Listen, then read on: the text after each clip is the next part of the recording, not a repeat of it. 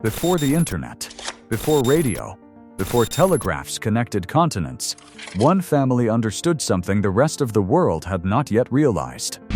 Power does not begin with armies, it begins with information. The Rothschilds did not discover new continents. They did not strike gold in distant lands. They did not command vast empires. They discovered speed. And in a world where news traveled by horse, by ship, by rumor, speed became wealth. While kings waited for confirmation, while governments debated reports, while investors reacted emotionally, the Rothschilds already knew. And knowing first meant acting first. It's very hard to imagine the extent of the restrictions. They had to spend every night in the ghetto. They had to wear clothing which identified them as Jews, and the parks had outside them a notice saying, "No pigs, no Jews." So it was an incredibly restrictive society, and therefore astonishing that my Uncle Rothschild was able to do what he did. The origin of A strategy. It began with Meyer Amschel Rothschild in Frankfurt in the late 1700s.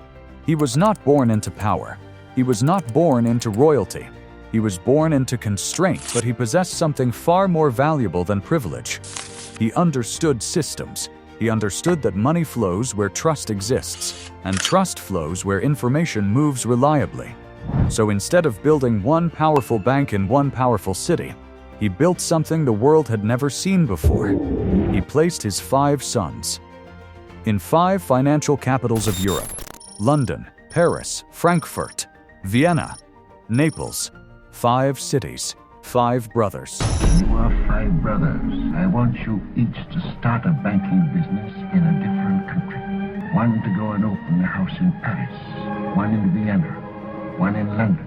Choose the most important centers, so that when money is to be sent from here to London, let us say, you won't have to risk life and gold and kill.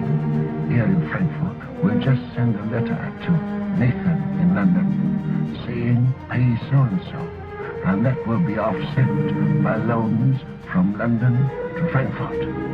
Understand? In your day, there will be many wars in Europe. And nations that have money to transport will come to the Rothschild. No one brother must be allowed to fail while another brother succeeds. One family, the Rothschild. One network. This was not coincidence. This was design. For the first time in modern history, a private family created an international financial web that operated faster than governments. Letters moved between them constantly. Couriers were trusted. Signals were coded. Messages were protected. Information traveled within their family faster than it traveled between nations. And in finance, speed is power. Why speed beat power? In war, timing decides victory. In markets, timing decides wealth. Imagine knowing the outcome of a battle hours before anyone else in London. Imagine knowing a government bond will rise before the market reacts. Imagine being calm while others panic. That was the Rothschild advantage. They did not need larger armies. They did not need louder voices. They needed faster information. Because faster information meant better decisions. Better decisions meant buying when others sold. And buying when others sold meant enormous profit. In a world without digital communication, the Rothschild network functioned like a private internet. 2 centuries early, the Waterloo legend. Then came the story that would define them. The Battle of Waterloo. Napoleon versus the British-led forces of Wellington.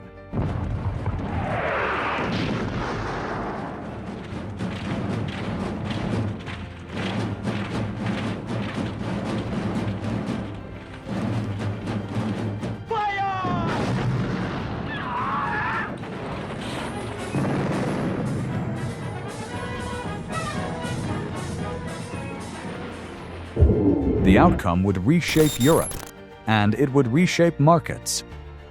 According to legend, though debated in details, the Rothschild network received confirmation of Napoleon's defeat. Before the official news reached London, Markets were uncertain. Investors were anxious. Rumors were spreading. Government bonds fluctuated wildly, while others reacted emotionally. The Rothschild representative in London remained composed, calm, strategic. Instead of selling in fear, they bought. They accumulated assets, while prices were depressed. And when the official confirmation arrived, when victory was announced, markets surged. And so did their wealth. Whether every detail of the legend is exact or embellished, the principle remains undeniable. Information is leverage. Leverage multiplies outcomes, the power of networks. But speed alone was not their only weapon. It was structure. The five brothers operated independently, but remained united. Each city had autonomy. Each branch built relationships with governments. Each brother managed risk locally.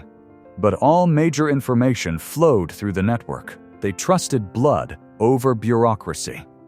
Because bureaucracy is slow. And slow is expensive. The Rothschild system was designed to eliminate friction.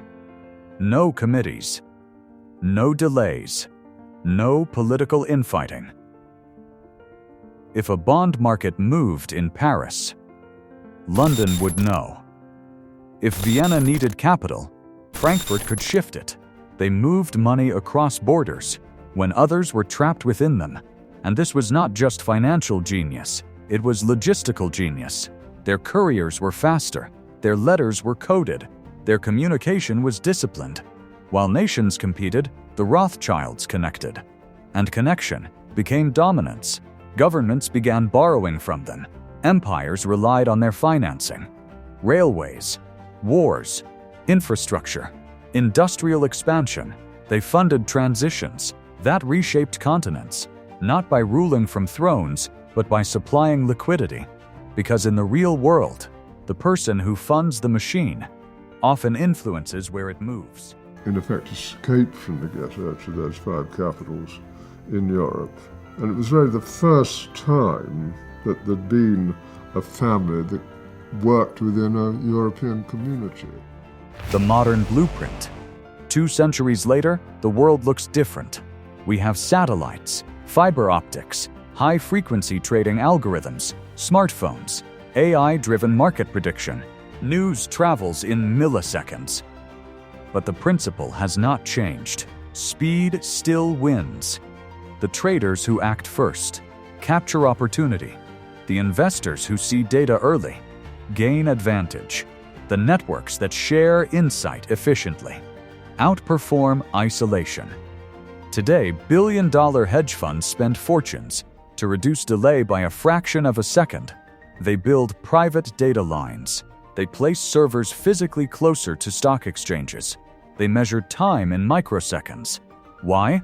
Because being first still means being richer. High-frequency trading firms today do what the Rothschilds once did. How you doing, sir? Could you tell us what went on at the Bilderberg meeting this year? Sorry? Could you tell us what went on at the Bilderberg meeting this year? I didn't go there, actually, no. The Bilderberg? You weren't there? No. Not this year. What went on last year? No, I wasn't there last year. You weren't there last I think year? that was my cousin. Your cousin was there? Yeah, I think so. Okay. Good night. Do you have a couple minutes for us, Mr. Rothschild? We had a few of us. With horses and coded letters, they compete in nanoseconds because information remains the ultimate currency. And in modern markets, the difference between winning and losing is not intelligence, it is timing. The Rothschilds did not invent modern finance, but they proved that controlling the flow of information is more powerful than controlling territory, because territory can be invaded, but information can shape decisions before the battle even begins. 3 wealth laws from the Rothschilds. Wealth Law 1. Speed creates advantage. Information delayed is opportunity lost. If you learn late, you pay more. If you react slowly, you earn less. Speed is not chaos. Speed is preparation. The Rothschilds built systems so that when moments came, they were ready. They did not wait for headlines. They built pipelines. And that is the real lesson. Most people think wealth comes from working harder, but in markets, wealth often comes from acting earlier. The first buyer wins, the first investor wins, the first network to see the shift wins. The Rothschild advantage was never magic, it was discipline. They treated information like a weapon. They protected it, they organized it, they moved it with purpose. Because speed is not luck, speed is design. Wealth Law 2. Networks multiply power. Isolation limits scale, connections expand it. One person with information has knowledge. A network with shared information has influence. The Rothschild empire was not built on a single genius. It was built on coordinated intelligence, and coordination is rare. Most businesses fail because people don't communicate. Most empires collapse because allies don't trust each other. Most individuals lose opportunities because they operate alone. But the Rothschilds understood something timeless. A network can do what an individual cannot. A network can move faster. A network can spread risk. A network can adapt. If one branch struggled, another could support it. If one city became unstable, another could pivot.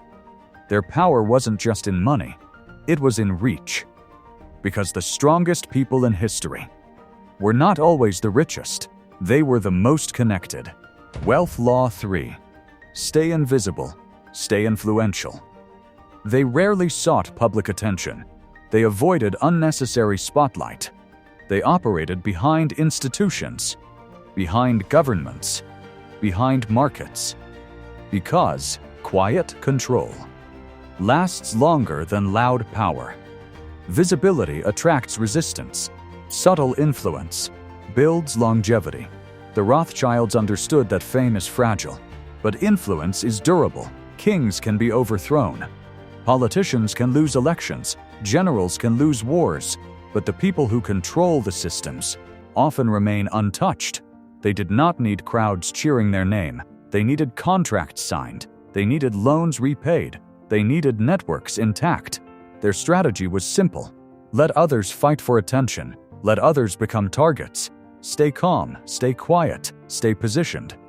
Because in history, the loudest power often collapses first, but the quietest power lasts the longest. The capacity to endure. Many fortunes fade within a generation, but the Rothschild name endured.